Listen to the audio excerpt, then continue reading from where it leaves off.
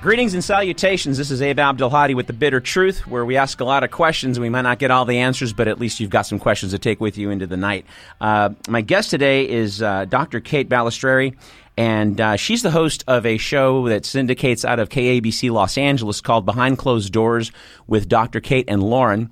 And I have her on right now, and we're going to jump into quite a few interesting topics today, a little bit off of the usual fare of the politics and everything like that, but I think everything is going to kind of tie into that anyway. Because let's face it, as much as we don't want to think we're political, if you care about the hole in your street, you're political. If you care about the cat in the tree and the fireman getting them, then you're political. So there you go. But Dr. Kate, are you on?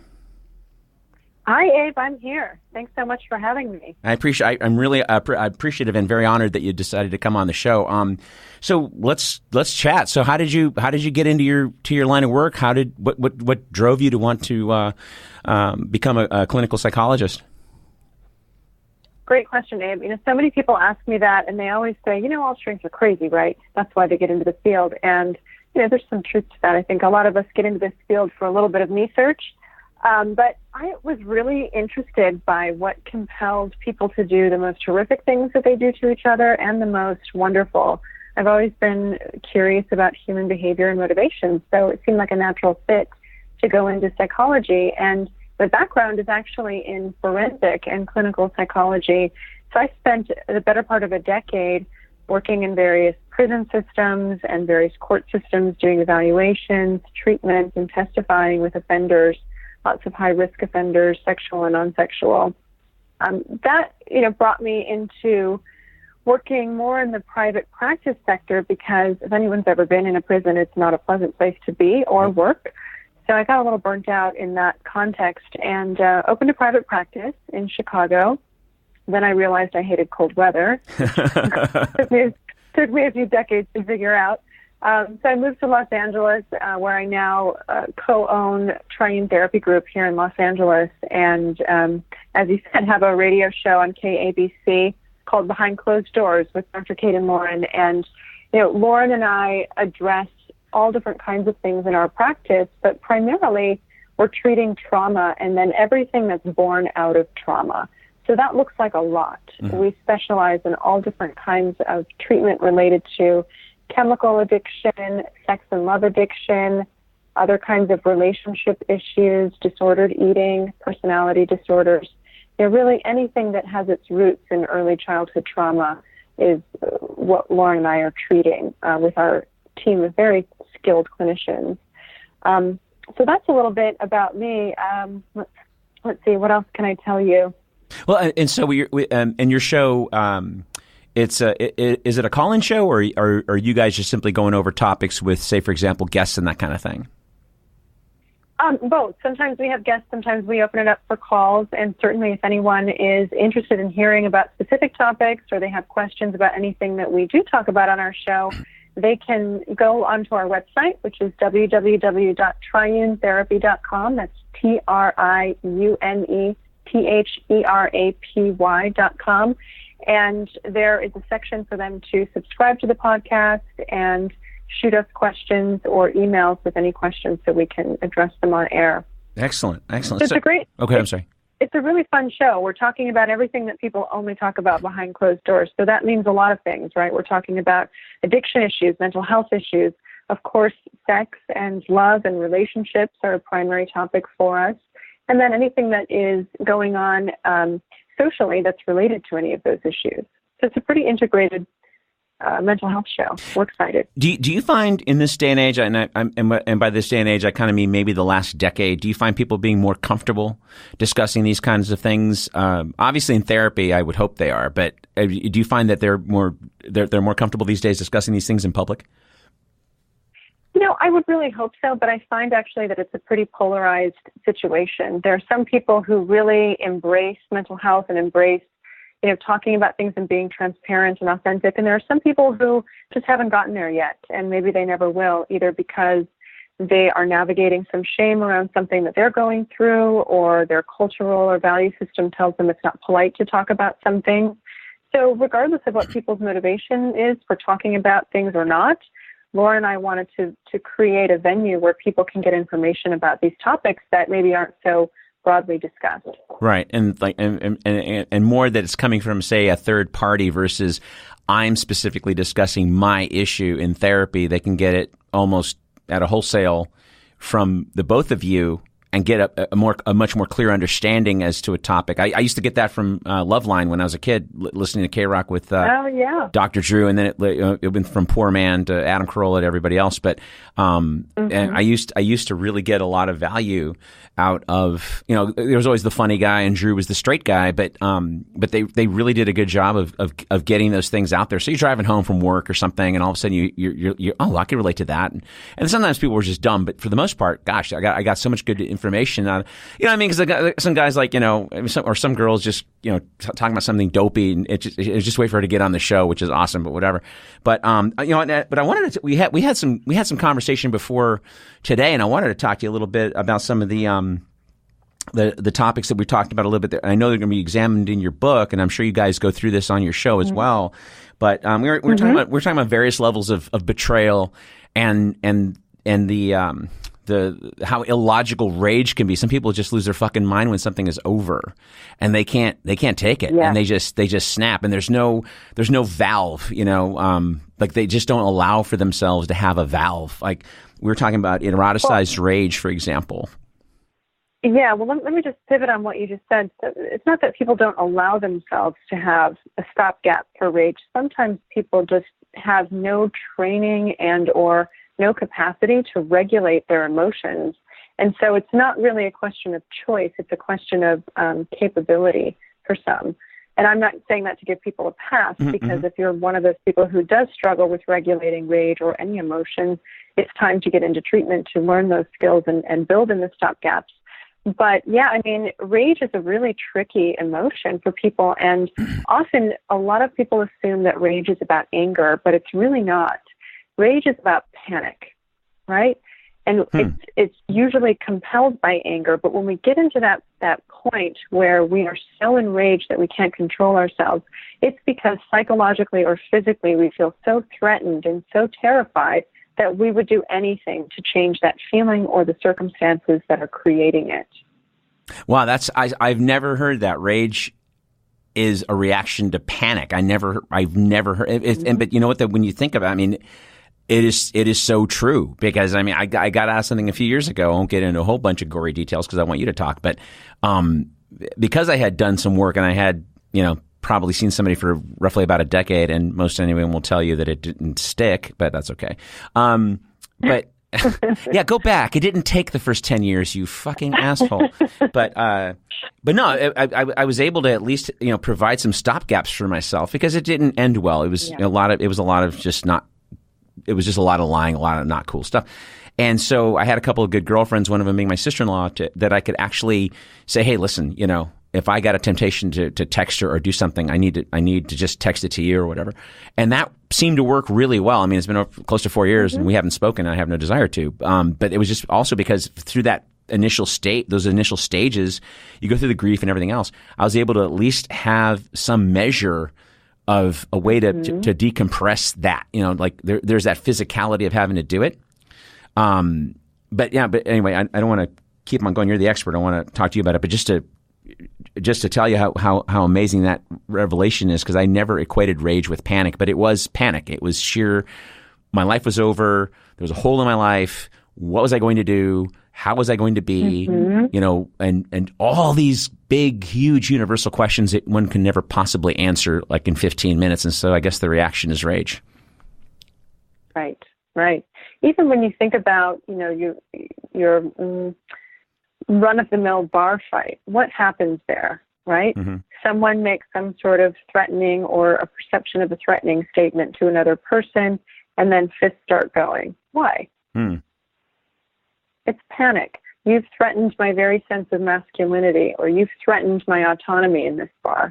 That can be so alarming to people, especially if they have a history of trauma where that part of their brain gets tripped faster because they don't have the capability to regulate. And so they go right from somebody said something to I'm in psychological or physical danger, I better protect myself. Wow. that pretty much describes every fist fight I ever had from the ages of 5 to about 32. Yeah. So talk to me a little bit about, because you had some interesting theories when we were speaking, and I've never heard some of these things before. Well, I heard of them individually, but not the way you had it. We talked about eroticized rage, for example. We talked about monetized rage and things like that. Well, why don't we talk about eroticized rage for a little bit and kind of what that means? Yeah, sure. So let me back up just a little bit. Any listeners can read more about eroticized rage and monetized rage in my upcoming book called Fuck You, Fuck Me. Nice. And this is a book that's all about describing how the very defenses that we put in place end up undermining our own relational safety, which is ironic because the defenses that we're putting in place are supposed to protect our relational safety. So it's a bit of a fuck you, fuck me endeavor. But so eroticized rage is such a fascinating concept, right? And eroticized rage really is about the fusion of shame, fear, and anger and our sexuality or relational template. So what does that mean, right? Eroticized rage can show up in one of 4 different kinds of ways, and usually there's a lot of overlap between these different categories of eroticized rage. But this kind of sexualized anger shows up first, usually in some kind of reach for parity. So in other words, if I feel like I'm one down in a situation, I might go have an affair so that I can say fuck you to my partner and feel one up again because this other person desires me, so now I feel more powerful. Right? I see this a lot in the couples that I work with, especially after a baby is born. Usually husbands, and I'm not saying always, I'm not overgeneralizing that this is a male or a female thing, but usually when there's a baby born, the husband feels pretty put out, like he's no longer important or as important as he once was. And if someone doesn't have a strong sense of self, he can really take that personally, any affection toward the baby that maybe was once given to him. And so that's usually a big risk factor in when infidelity is going to take place, because in that case, it's all about trying to get more power and get more affection back. So that rage comes out sideways and through sexual means. Does that make sense? Yeah, absolutely. Absolutely. But then it becomes illogical, right? Because then the guy, he stepped outside of his marriage, he got nailed fucking another chick, and then all of a sudden he's trying to hide it. So the whole point of getting, of his little rebellion is sort of moot, isn't it? Because now he's got to hide the fact that he, cheated on his wife. Hence the title of my book, Abe. Fuck you, fuck me. Now he's fucked, right? Now he's fucked. Okay. Now he's fucked. Now he's got to keep a secret, and that fear, that secret that he's keeping is going to manifest as shame, and he's going to project that onto his wife and make her the bad guy because he's holding a secret that he doesn't want to get caught for. Right. So he's far more likely to start leaking out his anger in other ways too, which brings me to some other categories of eroticized rage. So another way that this shows up is through sexually humiliating our partner or doing something that would risk them being humiliated. So the way this looks in real life is like, let's say, for example, I'm dating someone and I feel like they're not giving me enough attention. So I go to the holiday party and start flirting with all of their bosses, right? That's pretty humiliating to my partner because here, he's thinking that he's come with someone and they're making a cuckold out of him in front of everyone that they work with. Right? Yeah, I've seen that. I've seen that happen. A couple of friends of mine, I have seen that happen. Absolutely. I mean, this happens for men and women. So again, I'm going to use pronouns interchangeably here, but everyone does this. And anybody listening who thinks, oh, I've never done anything like this, I don't have any eroticized rage, check yourself because you do. We all do. Some people have it in more degrees than others. So the next category of eroticized rage is about breaking the rules or doing something that is taboo. And this is interesting because the sexual arousal that comes with this is not really about being aroused to whatever it is that you're aroused to. It's more about arousal to people's reaction to what you're doing and or the perception of how they would react, right? So, for example, somebody who's more voyeuristic, a large part of why that's so arousing is because they could get caught. And the perception of being caught and the risk involved in that is really exciting, right? So here it's a combination of fear and shame that have really paired together with sexual arousal. And then lastly, and you touched on this a little bit when you were talking about your situation, the last form of eroticized rage is obsession, right? Yeah. Because obsession is a way that we possess that which is no longer ours. And that's about power, and that's about anger and panic. And so here's where we see this happen a lot. And on the most benign examples, this can look like, someone ruminating over and over again in their mind. Okay, if I'd only said this, if I'd only done that, maybe if my boobs were bigger, maybe if I had a bigger truck, maybe if I gave her more money, maybe if I had sex with him more, and just kind of pondering all of the what ifs over and over again. That's the most benign example of obsession that I could think of. But that can transition into stalking them online, looking at their social media, learning about what they're doing, and then ruminating on all of that information over and over again. But worst case scenario, this can get really dangerous. It can look like physical stalking, and it can look like eroticized homicide. Well, I was going to say it could look like murder. Absolutely. I mean, it's not a coincidence that the majority of how do I want to say this? The reason that most women end up murdered is through intimate partner violence. And a lot of that is through this form of eroticized rage, this obsession. If I can't have you, no one can. It's a panic reaction to scarcity. No, 100%. And scarcity, it's almost what we're taught on a daily basis from our media.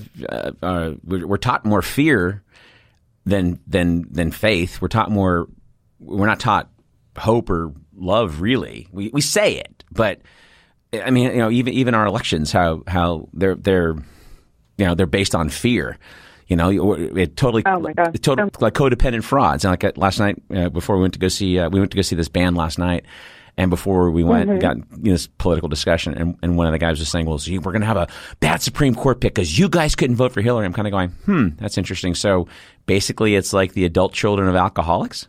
You got nowhere else to go. If you leave me, you're going to be homeless and no one will love you. It's like, all right, that's why we're here. The lesser of two evils, it was a race to the bottom, and it was all motivated on fear. Kind of, it sounds like it's just like the eroticized rage, for example, and I want to talk more about this, but it just sounds like it's a culmination of just all of our programming. Is that too simple?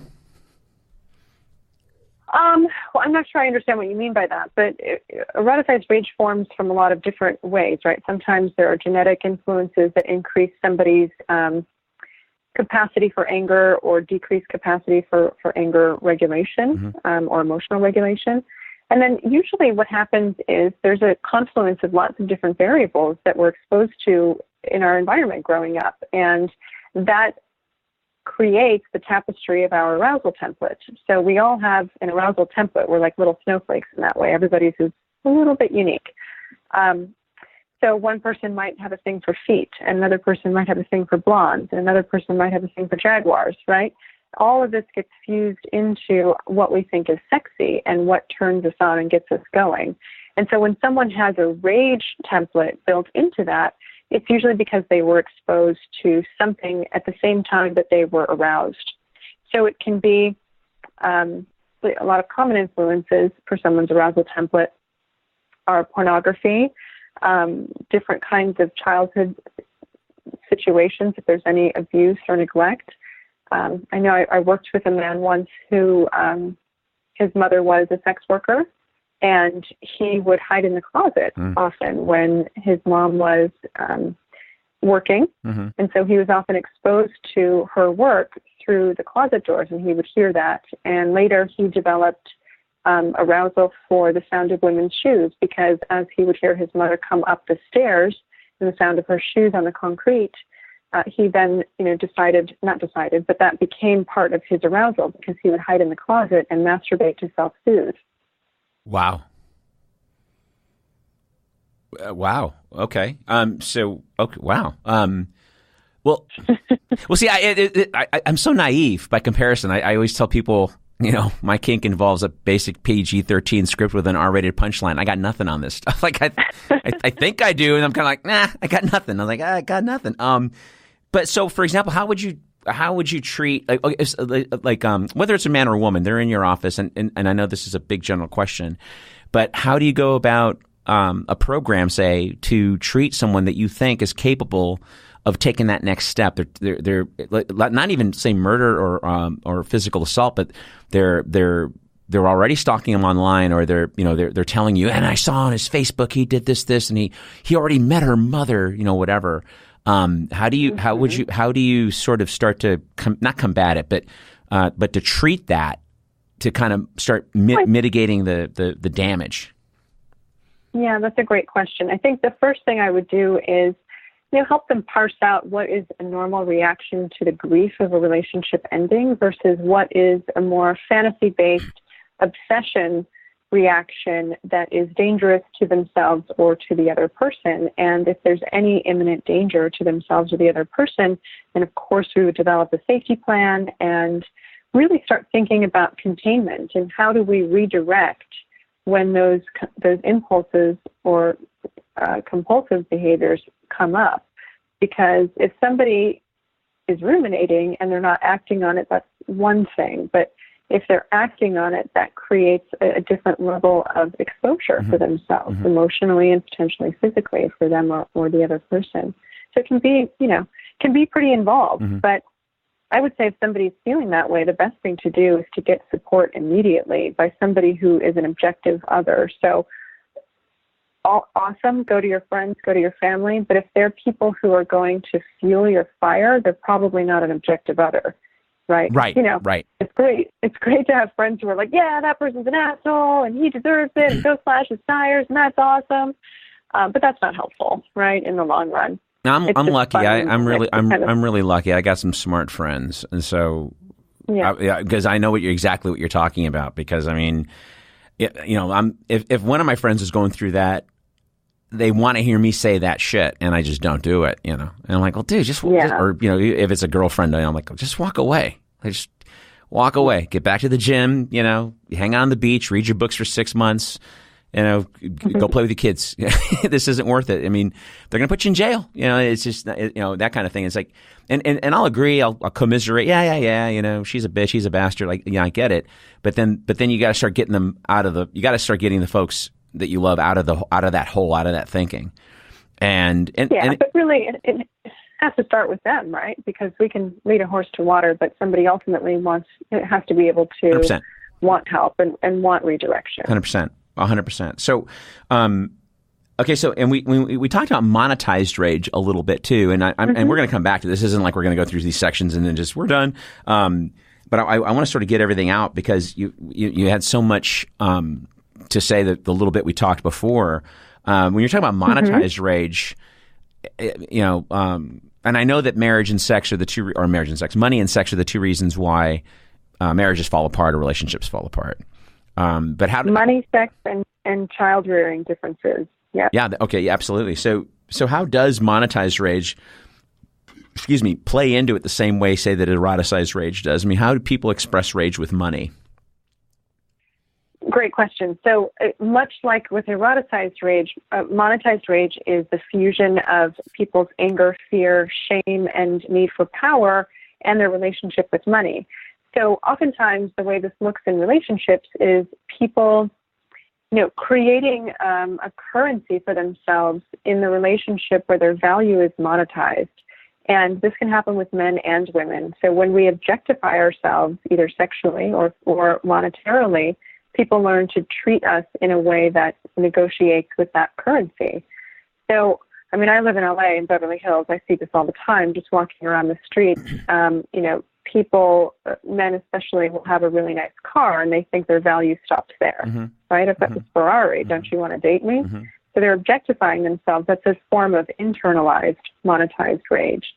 And then there are women who, and of course, this is very gender stereotyped in the moment because both genders play these out.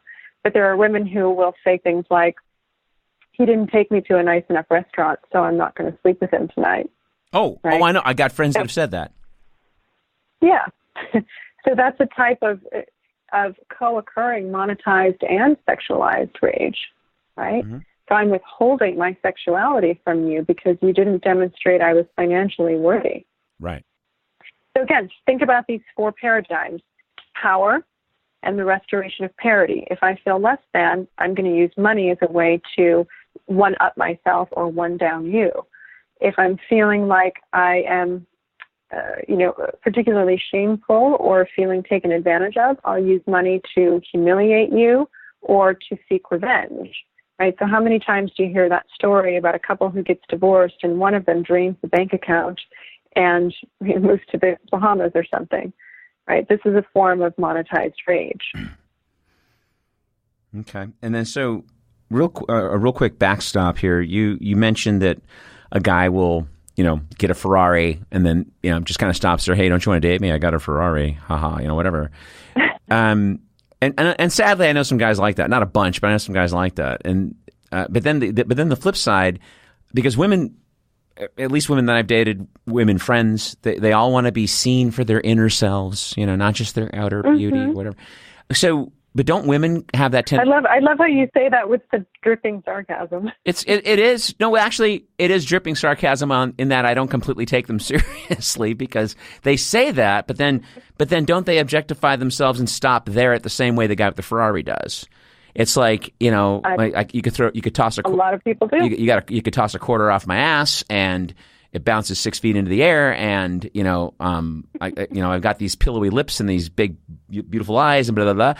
Isn't that enough? Don't you want to date me? And I've had this happen in the last few months. A couple of girls I went out a couple of times, only to get a text saying, I don't think we want the same things. And or like I had this one person, really sweet, and this isn't like a condemnation of her as a person. I mean, this is who she is. She goes, I'm not stupid. I love when people preface this first. I'm not stupid, but I just don't care about the things you care about. And I thought, well, then, goddamn, what do you want to talk about? Like your pedicure? I mean, then bring something. Give me a worldview. Teach me something that I don't know. I mean, glad you're hot. Awesome. Gonna enjoy that. But what else are we gonna do once the novelty of, sex and exploring each other's limits wears off in about 6 months? Because that's about 6 months. It's a good 6-month honeymoon period where, you're testing the waters and, she will do that. Awesome. That kind of thing. Once that wears off, if you're not, it's a long car ride from Austin, Texas, where I live, to say Port Aransas, which is a beach community. That's a long weekend. And if you've ever taken a long weekend with someone you shouldn't have, and by the Sunday you're planning an alibi, that's a bad thing. Yeah. Like, gee, well, if I leave her by the side of the road, I can always say I didn't come to San Luis Obispo.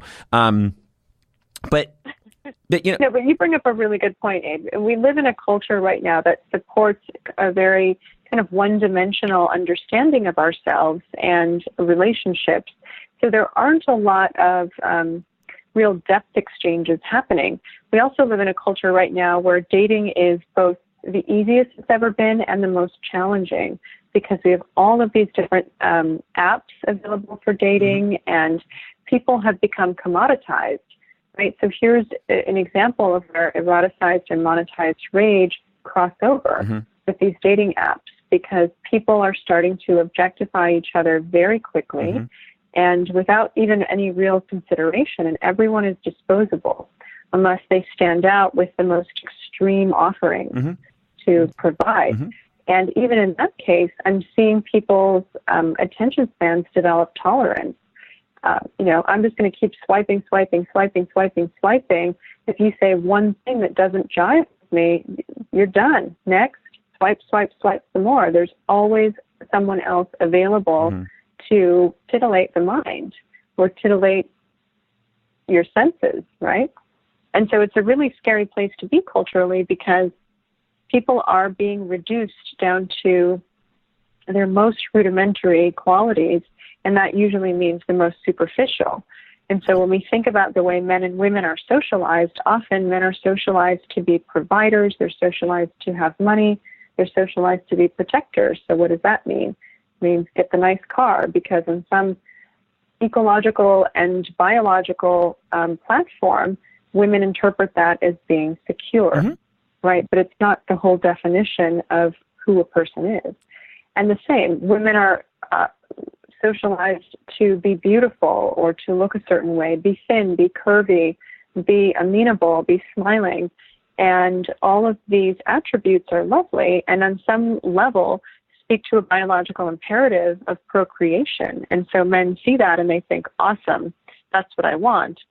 But we're not really acting on the evolution that we have achieved as a race, as a culture, because it's such an odd juxtaposition, the way that these dating apps have created so much supply that we've regressed in terms of how we're able to discern who we want to be with or who we want to show up as, more importantly.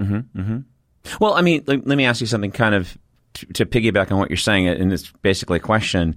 Even before the dating apps became a thing, which you're right, it makes it, I mean, sometimes I'm waiting in a lobby for a meeting because my day job is my day job. And, and the HR person or the CFO person is taking too long to come out. And I start getting kind of bored. And so I position myself in the lobby in such a way that no one sees I'm swiping through Bumble. But it's like a PBS special with a monkey and an experiment, and I'm like left, oh right, left, and then if she's cute, I'll zoom in. Oh, she's barefoot, awesome, because I do have a foot thing. Let's say if they're not paws, great, and I'll whatever. And but the other part of it is, and I think we've been doing this since. I don't think we know how to have a relationship. We make compromises in every area of our life. For example, right? If I'm out with my buddies and somebody wants to get Mexican, and they go, unless I had Mexican for lunch, let's get Italian. Okay, so we compromise, get Italian. In a relationship, for some reason, people have this tendency to want to make that person complete them. Like, I didn't get a Shetland pony when I was 6, and God damn it, you're going to rectify that for me. Right, and that's such a great point. That is such a great point, because, and again, this is the premise of my book, right? And true for the majority of people, regardless of who you are and how healthy your level of functioning is in relationships. But most of us go into the adult world of relationships with a template of what relationships are supposed to look like based on what we observed and what our caregivers were like with us growing up. So if we have really secure, healthy parents, we're going to go out and seek secure, healthy people to be in relationships with as adults. If we had really dysfunctional parents or abusive parents or addicted parents or mentally ill parents, we are unconsciously going to seek out those kinds of people until we resolve the trauma and the impact of that trauma on ourselves, right? And so that's a big part of what you're saying, right? We go into relationships with kind of a relational chip on our shoulder, usually unknowingly. We don't consciously say, let me find a guy just like my addict dad. That's not what people want. Can I really? Yeah, no, this is all unconscious, which makes it super insidious and frustrating for people, because they end up playing out the same pattern over and over again in relationships, and they're like, what the shit? Right. I'm working on this. I don't want to do this anymore. Right. But our nervous systems are primed to seek out that which is familiar, not necessarily that which is comfortable. So there's a big distinction there. Right. So anyway, we go about in our worlds, and then our partner either falls right into the role that we've cast them in as unsatisfying parent that we need to right a wrong over. And that's where a lot of this eroticized and monetized rage comes out. Because if I feel inadequate in any way, shape, or form because I'm navigating early wounds and I don't know how to do that, I'm going to project that onto my partner. And when they fail to help me feel better the way my parents should have helped me feel better when I was a kid, I'm going to get pissed off. And that's where that rage comes out relationally, right? You are yet another person in the role of my life who's disappointing me in some way, shape, or form. And so fuck you, and then fuck me. I love that title, by the way. It's that's right up my alley. Because the other day I was talking to somebody and they said, I forgot what I said, and they go, "Gosh, do you have to cuss?" I go, "Yeah, it's in the English language. It's in the English language. We have those words. So use your words and use them sparingly." That's right. If you're going to be like the person saying, every other second, well, then the fucking guy came into the fucking place and okay, then you're an idiot. But there's nothing. And the book's already written, it seems like, but here's a good chapter title. There's nothing like a well-placed fuck. That's what I say. But to kind of piggyback on what you're saying, I'll give you an example. So I got some two good. I got some friends that I see. Sadly, I got maybe 10. I can count on my hands the relationships that I see that I'm like, well, God damn it, that's something to aspire to. But there's this one, maybe 10 if I'm being generous. But there's this one friend of mine. My brothers are lucky. My brothers got really lucky. Because we had to overcome some stuff. Dad wasn't, whatever. But my two friends that I'm thinking of specifically, I'm not going to name them, but they've been together nearly 30 years. They met when we were kids. Wow. I was 24 and they were like 20. And he came from a background, in the South, and mom was a beauty queen, dad was a successful attorney, and then kind of got led astray. One money making scam after the next, and all of a sudden his contacts started disappearing because he was just becoming unreliable or whatever. And then she started taking to pills and alcohol to self-medicate. They were divorced for a long time before she had passed away, and him and his brothers had come up, a lot of drama from like 10, 11, 12 years old, eating cereal with water and all this stuff. And so, so he comes out and meets her, and she came from interesting background. Mom had been married a couple of different times to different men who she thought could provide, didn't provide. She was a model back in the 60s, but there was a lot of abuse there, and they did two things. They both understood where they came from and didn't want to replicate it. And then early on, and looking back on it now, I'm like, God, what the presence of mind, because I remember about 7, 8 years later, I was going through something and I asked him, I said, hey, I've seen you guys have some knockdown dragouts. How come you haven't broke up? He goes, because we have a deal. I'm like, what's that deal? He goes, we don't break up. If we break up, it's over. There's not going to be this break up, get back together, break up, get back together. Because what he saw was, if you do that a bunch of times and then you get married, where's your trust? Because you keep violating the trust and going through a trauma every time you break up with somebody. And that stayed with me. And now here they are. They've been married. They've been together almost 30 years. They've been married over 20 now. They got beautiful children. They got a great life. And not that it hasn't come with its challenges, right? Because they're getting their careers going and everything else. But it was just cool to see, like, well, we made a deal. When he said it like that, I was like, it was like an arrow in my eyes. I was like, oh my God, that is like so simple. We made a deal. The first one to break up, it's over. There's no getting back. Yeah. So make damn sure you're going to be,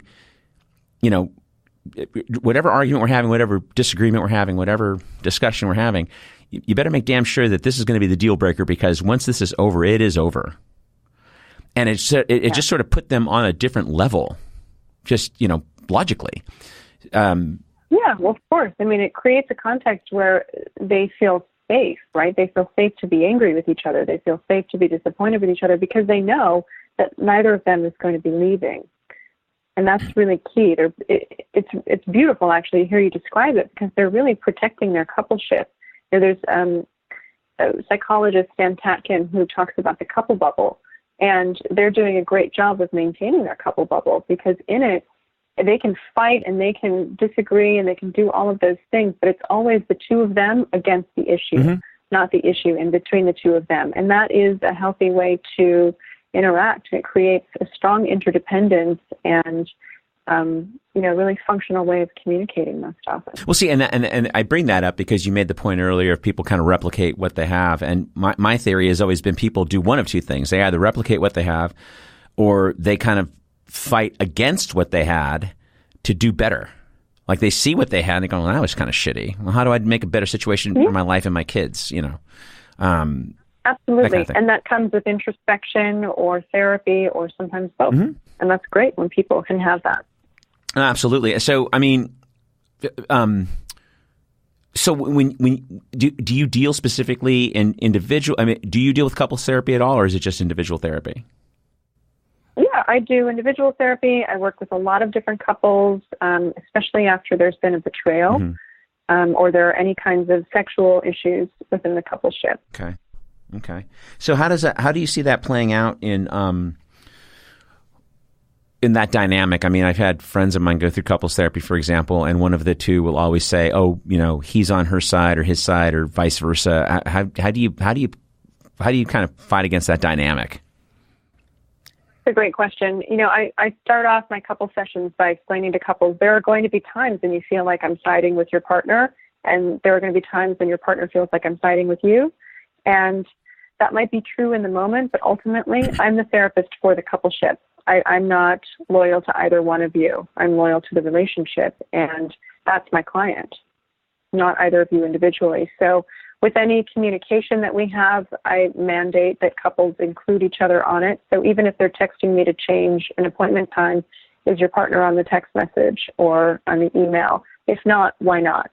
I don't keep any secrets for couples, and I make sure that there's always transparency because I want both people to feel safe and to understand that, my work is to support their relationship. Whether or not they choose to stay in the coupleship or choose to end it, my client is the relationship. Right. Okay. Well, I've never heard it put that way before, and I'm sure I've got a few friends that are in the mental health business, and I bet I've never heard it put that way before. That's actually one of the most excellent ways I've ever heard it put. So how do you deal with anger in these therapy sessions? Because I'm sure there's a lot of like bitterness, and you've had relationships, I've had relationships that things build up, and then all of a sudden you get to a point where you're just like, fuck it, why am I even here? Obviously, if you're not married, it's less of a penalty, but at one point you just get so angry, you stop. For me anyway, you just get so angry, you stop talking, and you're just like, So how do you deal with it when now you've got them in your room, and you've obviously clearly one or both are beyond angry to speak to each other because that's why they're seeking a third party, a neutral third party. So and I don't necessarily think anger is a bad thing personally. It depends on. It's like a scalpel, When a surgeon has it, it's fine. When Jack the Ripper has it, but how? I think. Go ahead. I'm sorry.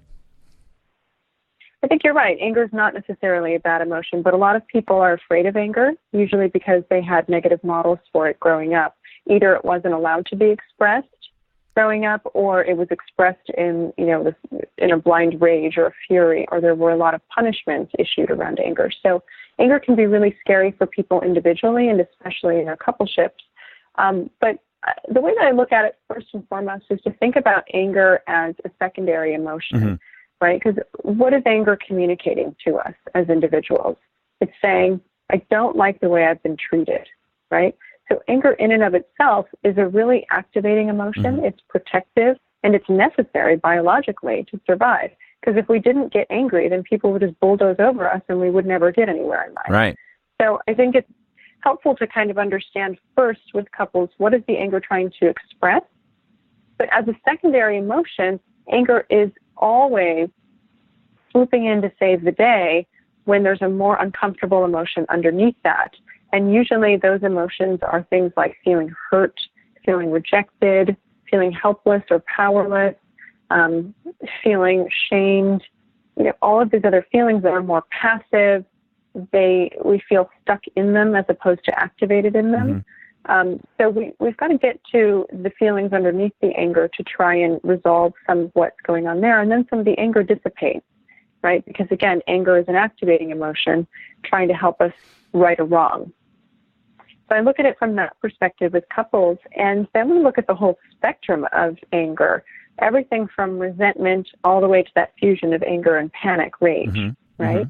And look at how is this getting acted out. And more often than not, it acts out sideways.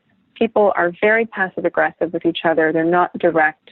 Very challenging to say to your partner, I'm angry with you because of blah, blah, blah, and I'd like to discuss it with you. And I don't know many people who feel comfortable doing that and being that direct in their relationships. So often what happens is I just don't take the garbage out for 2 weeks, but I tell you that I'm going to do it every night. I get really passive aggressive like that, or I forget, right? And so we look at how is this showing up in the relationship, and where do we need to put some containment around it? Right. Well, and then see, and I want to, because as you were speaking, I jotted down a couple of questions that I wanted to get to, and we still have some time, but I want you to kind of finish on this anger thought. How do you feel about the statement that in many cases anger clarifies? Oh, I think it's spot on. I think it's great. Anger does clarify for people, because think about it. Have you ever been in a situation when you know someone's mad at you, but they're like, no, I'm not mad. I'm not mad. I'm not mad. Mm-hmm. I'm not mad. Mm-hmm. I'm just annoyed, or I'm just irritated, which PS are all on the angry continuum. Mm-hmm. So if someone says they're annoyed with you, they're angry, and they just can't own their anger. But it can be very invalidating for people to deny that or say, no, everything's fine. Everything's fine. So to actually say, yes, I'm angry, can be really relieving to people. Right. And they don't love hearing it. I mean, nobody wants to hear, God, I'm angry at you. But that feels safer and more congruent with their perception than somebody saying, no, everything's fine. And then later, they're watching porn in the other room and not paying attention to you. Yeah, that one I never got. That one, that's like the ultimate. I don't have those kind of balls. I just don't have those kind of balls. I mean, I would hear these stories. He would rather watch porn. I'm like, wow. And he really? And he's in the other, really? Wow. That's a level of balls I just don't have. But go ahead. I'm sorry. I'm not saying that porn in and of itself is a bad thing, but oftentimes people will watch porn as a form of retaliation, or as a form of, trying to go one up when they feel one down. Oh, no. Make no mistake. I'm not a prude. I watch porn. It's $1 billion industry. I know I'm not the only one.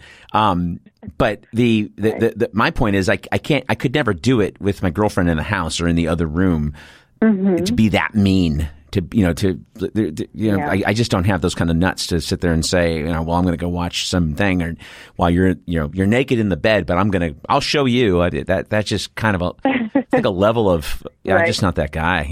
That's A, big balls, and B, it's just mean. It's just mean for the sake of mean. I wouldn't even say that's big balls. When I hear you say that, that sounds like it's something people should be proud of, and I think it's not. I think it's cowardice, because you're right. Not being true or intimate. Right.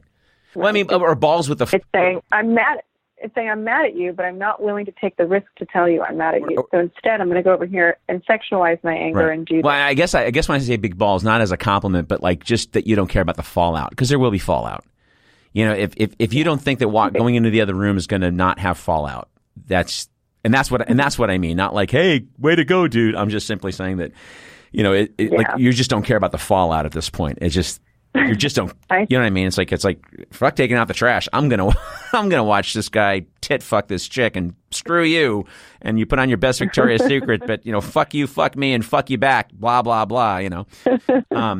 But that being said, though, I wanted to kind of get into a couple of things, and I'm sure in your individual practice, like the last year or so, we've seen a lot with the Me Too thing, for example, and I kind of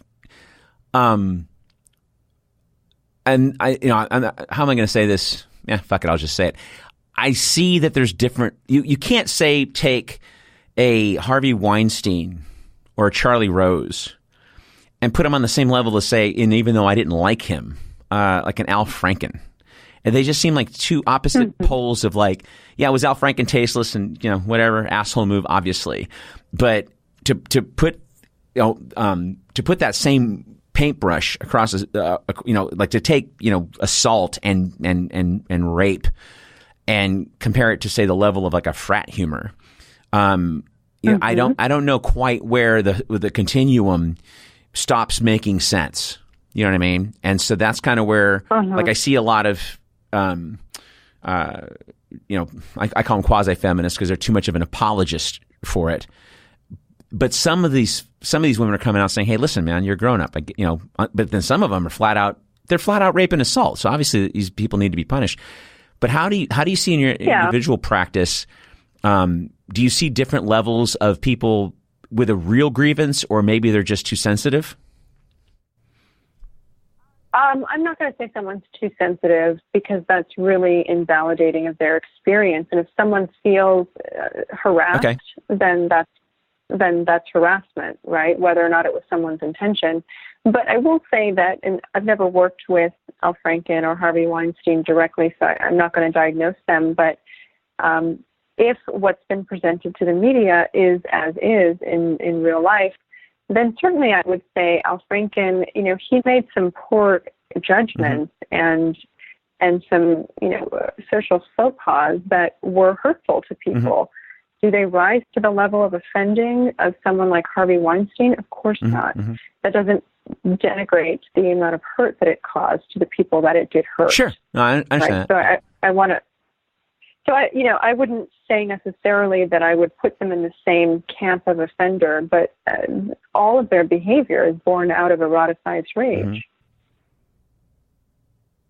Well, right. Harvey's to a much greater degree. Well, see, and then this gets into power when rape and all of that, like harassment. Like I never, I do employee benefits for my day job, right? And so once or twice a quarter, I got to sit through one of those movies, and I feel like I'm in the 8th grade again, because I'm like, people really do that? Like and I'm sitting in the back with the bad kids, we're all like giggling, and I'm just like, people don't say that. Like people and the rule of thumb I always had was, especially in business, a woman doesn't exist below her chin. And she's just a floating head. I don't notice her clothes. I don't notice her nails. I don't notice anything. And my filter has always been, if I won't say it to a guy, I'm not going to say it to a woman. I'm not going to tell a guy I like the way his jacket fits. Or I'm not going to compliment a guy on his sexy shoes or whatever. That's just not my. Well, Abe, that's a really smart position to take when you are in the business world. But if you wouldn't say it to a man, you shouldn't say it to a woman, and vice versa. If you're a woman, if you wouldn't say it to a woman, you shouldn't say it to a man. And I think a lot of people get very comfortable in their work situation, and especially depending on the industry. Oftentimes, sex is a part of what is being negotiated. We think about advertising, we think about the movie and film industry, sex sells.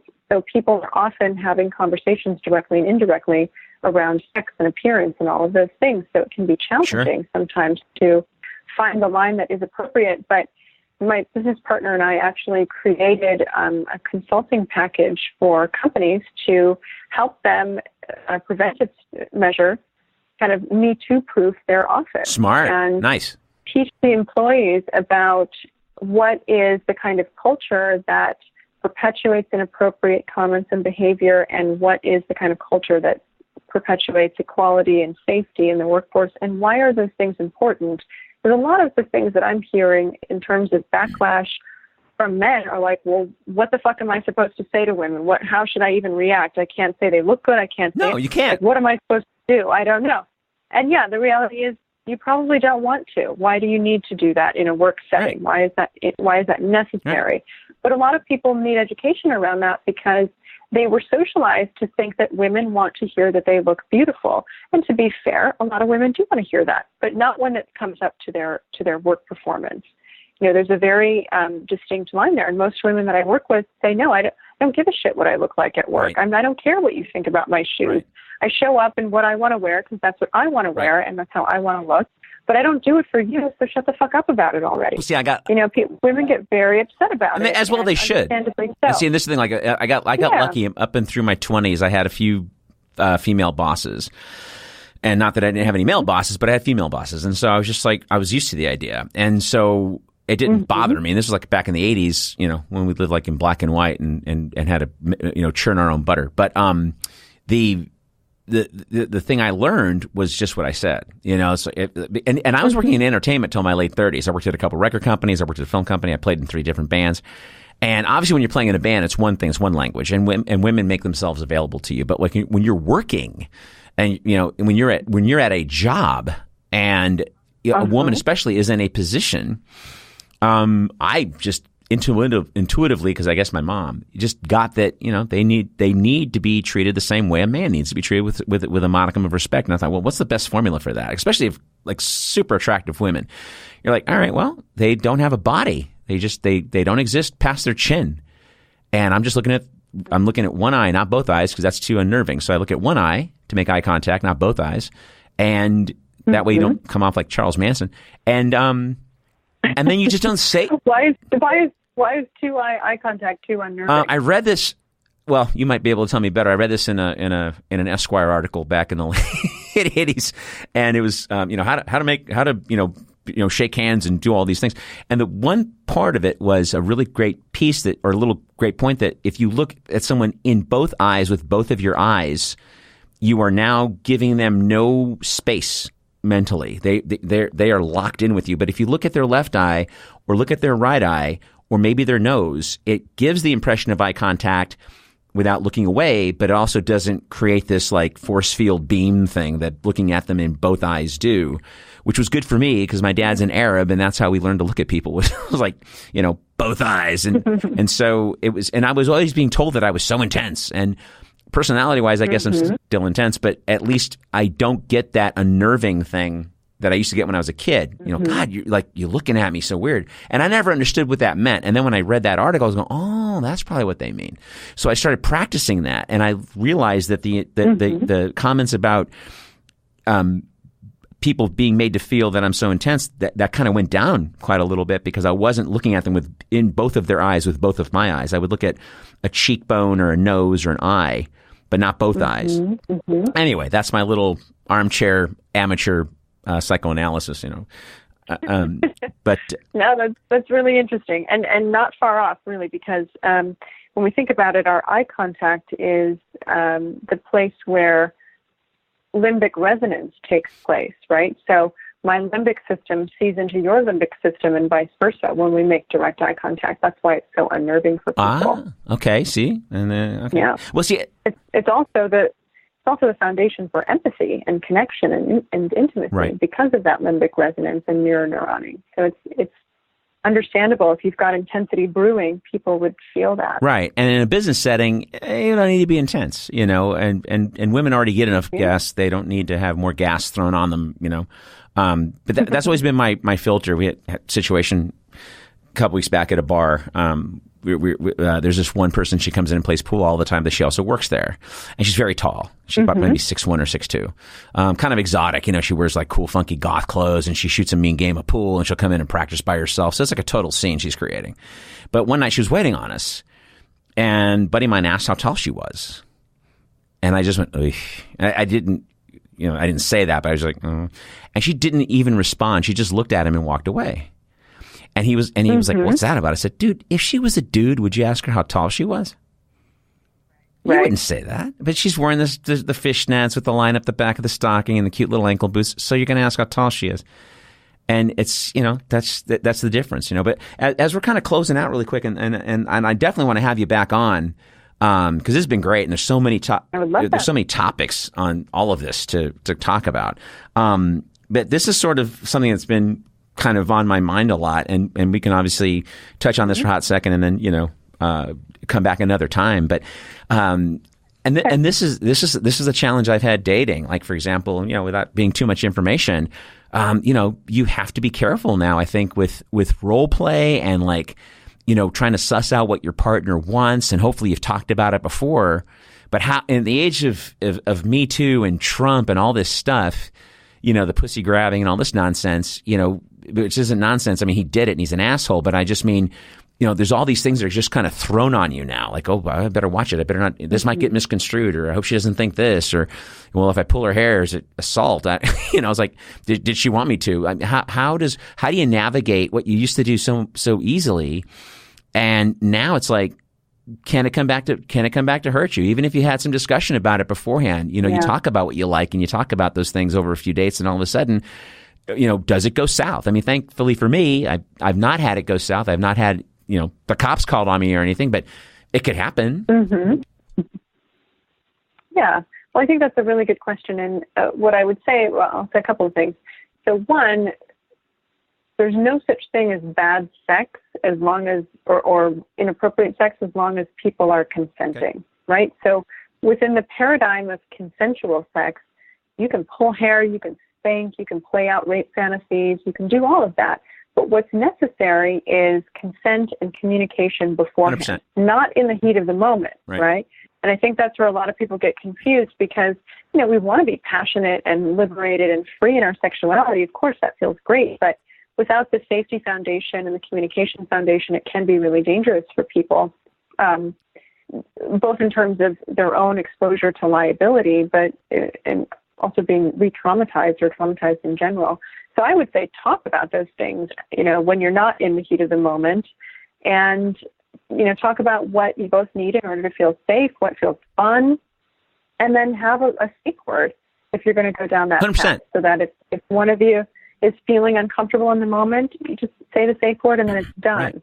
And as long as people respect those boundaries, then kink is really a great way to express yourself. 100%. See, and this is the thing. Like what I've had the habit of doing for probably since my late 30s. If something happened when I was about to turn 40, the governor just was off. I just didn't care. I was like, we're going to talk about this. Mm-hmm. Instead of trying to figure it out in the heat of the moment or whatever. Like you said, I just started. Well, let's talk about it over dinner. And the first couple of dates, it would come up, and I'll make a joke about it at first, and they go, well, what do you mean kinky? I go, don't worry, I don't poop on people. I just, it's PG-13 for the most part, but this is kind of what I like to do. Blah blah blah blah blah blah. And either they're intrigued by it, or they go, oh my God, I could never do that. Okay, well then that's a deal breaker because that's kind of how I live. So you get that established right away.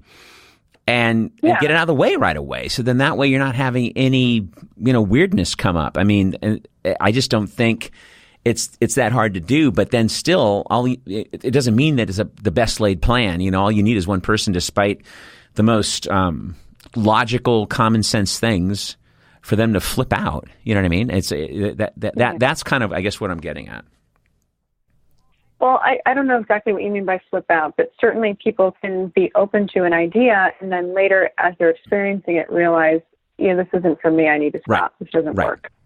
Right. And that's totally okay for people to change their minds mid-act. And absolutely. When I mean flip out, I just mean, and thankfully it hasn't happened to me. I don't want to say yet because I don't want to jinx it. But because you say yet, and all of a sudden tomorrow, hey, he's in jail. But it's that kind of thing where, all of a sudden they decide that it went too far and you did do this and da da da. I'm like, well, yeah, we talked about it though, right? So that's that. I guess, and like I said, that's a bigger subject that could probably take up an entire hour. But I'm really glad we were able to at least get it out a little bit. And like I said, I'd love to have you come back on the show, and talk about any number of things because it's such a big subject. And also, I mean, I largely run a social observation / political show, but this, obviously fits right into it. And, you've been awesome and you've provided a wealth of knowledge to folks that are listening. Folks, my guest has been Dr. Kate Balistreri and Dr. Kate and Lauren on KABC. And I'm also going to provide links on the various formats where you're finding these shows on YouTube or Libsyn or Stitcher. And the site is, my website, thebittertruth.org, is being built as we speak. And so we're moving forward on that front. But I definitely want to thank Dr. Kate. Thank you for coming on. I'd love to have you come back on again. And you guys have... Thank you. Thank you so much. And you guys have a great rest of your day.